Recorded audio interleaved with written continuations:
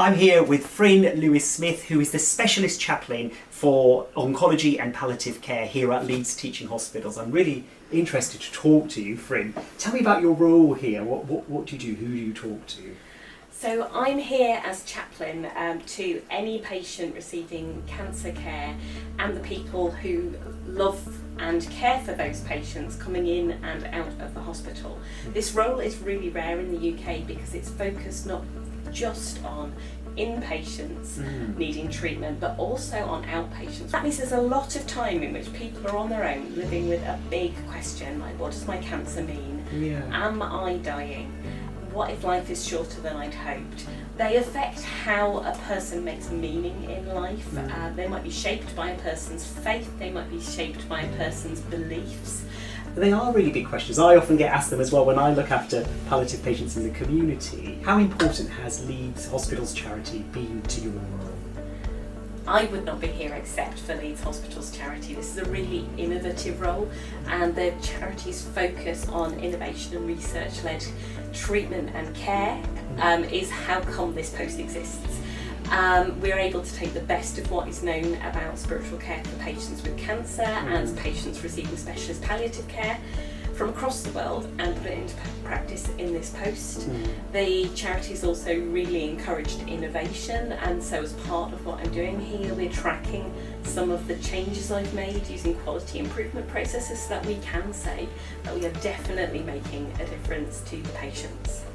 What has patient feedback been like for you in terms of having you here in this innovative role? My patients say, I feel more peaceful when I have talked with you. They say that they're more able to make sense of what is happening to them. They're less anxious. They recover their sense of strength. A doctor said to me, my patients who I send to talk to you are better able to tell me what matters to them, and they're better able to communicate about the care that they need and want to have. And that's a huge testimony to the value of the role.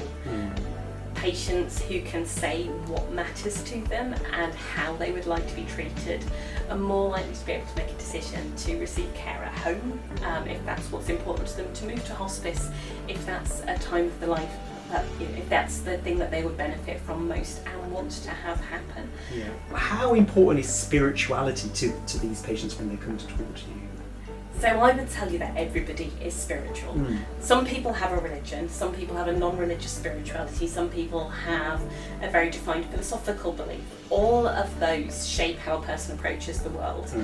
And for some of our religious patients, there's questions like, if I currently can't prepare for prayers in the way I normally would because my bedtime is disrupted, so I can't pray on the way to bed at the time I used to do it or in the way I used to do it. That can be very upsetting. It's very practical ways that we can help somebody address that, but if they have no one to have those conversations with, they can feel very stuck, and it's a real privilege to be able to help people become unstuck. I've got to say, because I do a lot of palliative care work at my surgery with, as the palliative care lead at the surgery, and going out into the community to see patients, that holistic approach with the spirituality side of things makes a huge difference, and it does help them come to terms with very difficult things and find peace, as you say, with it. So I think it's hugely important. Dying well is the key, isn't it, really, in all of this, having a good death. And Leeds Hospitals Charities are helping patients have that.